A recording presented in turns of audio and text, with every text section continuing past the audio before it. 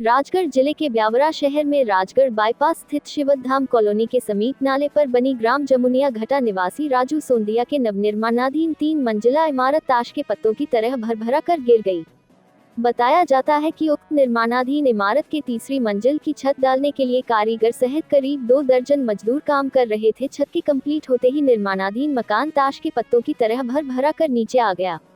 3 मंजिला बिल्डिंग के गिरते ही चीख पुकार के साथ हाहाकार मच गई। मलबे में दबकर ग्राम सिंदुरिया निवासी तूफान सिंह उर्फ भूरा पिता लक्ष्मी नारायण यादव उम्र 25 निवासी की घटनास्थल पर ही मृत्यु हो गई। प्रशासनिक अधिकारी तत्काल मौके पर पहुंचे और जेसीबी पोकलेन आदि के माध्यम से देर रात तक मलबे में दबे मजदूरों को रेस्क्यू टीम द्वारा निकालने का कार्य किया गया। मलबे में दबे गंभीर रूप से घायल मजदूर को एम्बुलेंस की सहायता से तत्काल भोपाल रेफर किया। वहीं कुछ मजदूरों का सिविल अस्पताल में उपचार हेतु भर्ती किया गया। मुख्यमंत्री डॉक्टर मोहन यादव ने शासन की ओर से मृतक के परिजनों को 4 लाख रुपए की आर्थिक सहायता एवं घायलों के समुचित उपचार के निर्देश दिए। वहीं पूर्व मुख्यमंत्री दिग्विजय सिंह आज घटनास्थल पर पहुंचे और अस्पताल में जाकर घायलों से मुलाकात की तथा ग्राम सिंदुरिया में जाकर मृतक के परिजनों से मिलकर शोक संवेदना व्यक्त की।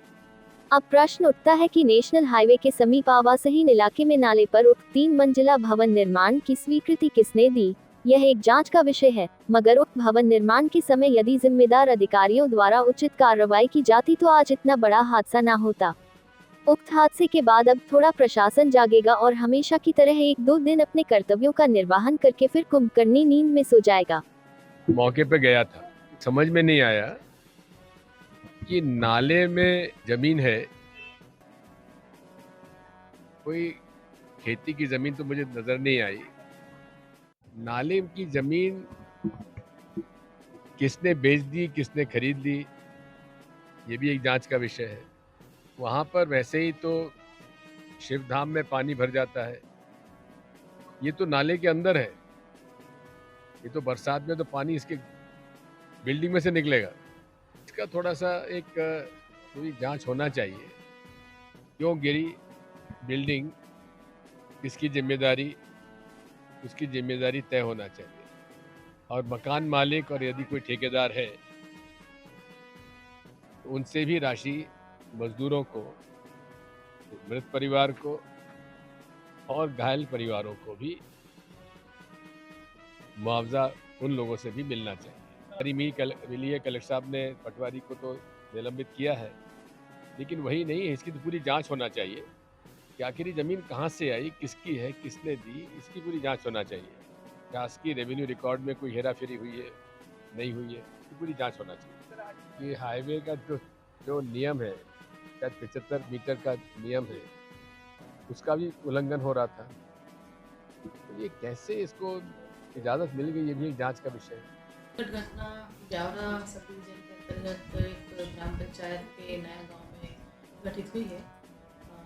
इसमें ये चीज़ जो तथ्यात्मक रूप से देखने पे सामने आती है कि उसके द्वारा जो कंस्ट्रक्शन किया जा रहा था वो एक तो पुअर क्वालिटी का समझ में आ रहा है। दूसरा ये था कि उसने जहाँ निर्माण की अनुमति चाहिए थी वो अनुमति ग्राम पंचायत के द्वारा दी गई अनुमति है और उसमें किसी भी तरह से ग्राम पंचायत के किसी भी जनपद के सब इंजीनियर का अभिमत नहीं दिया गया था कि स्पॉट वो विजिट करके अभिमत देता कि ये कंस्ट्रक्शन करने लायक है नहीं। वही प्रारंभिक रूप से हमने जो दस्तावेज ग्राम पंचायत के देखे उसमें ये तथ्य सामने आए। दूसरा ये है कि इस तरह के जो भी कंस्ट्रक्शन होते हैं तो उसमें हम कोशिश यहाँ से ये कर रहे हैं कि पंचायत में इस तरह के जो भी निर्माण हो तो उसमें जनपद के जो सब इंजीनियर है उसमें अपना तकनीकी अभिमत लगाएं, उसके पश्चात ही पंचायतें इस तरह की अनुमति निर्माण की अपनी पंचायत में जारी करें। पहला पॉइंट। दूसरा पॉइंट ये है कि ये थोड़ा सा डाउन में इसका लैंड था और जहाँ तक हमें ग्रामवासियों ने बताया है कि यहाँ पे पानी का भराव हुआ करता था और निश्चित रूप से नीचे की ज़मीन खराब होगी जहाँ पे कि ये इतना पिलर्स का लोड वगैरह और इतने बड़े 3 मंजिल बनाने का लोड नहीं सहन कर पाने की स्थिति में होगी।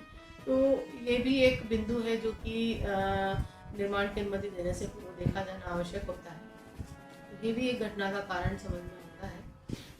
दूसरा, हम जो यहाँ एहतियात के तौर पे हमारे यहाँ चूँकि शहर में से एक नदी गुजरती है और कुछ बड़े नाले भी हैं तो अनधिकृत रूप से जिन लोगों ने इस तरह के इलीगल कंस्ट्रक्शन करना शुरू कर दिए हैं, तो हम उनको पहले से भी दिखवाते आ रहे हैं। उनको नोटिस भी इश्यूज हुए हैं, कुछ कॉलोनीज को भी हुए थे नोटिस इशू हुए थे, और अब और जो बना रहे हैं इनके अलावा भी उनको भी हम फिर से एक बार और कि नए कौन से कंस्ट्रक्शन उन्होंने कर दिए हैं, ताकि कोई आगे ऐसी दुर्घटना जनहानि न हो। पर एनएच को अपने अधिनियमों के तहत नोटिस जारी करना होता है और अतिक्रमण हटाने के लिए उनको कार्रवाई करना होती है। ये सही है कि एनएच के 75 मीटर मीडियन के बीच में, मीडियन से 75 मीटर के दायरे में कोई कंस्ट्रक्शन नहीं किया जा सकता।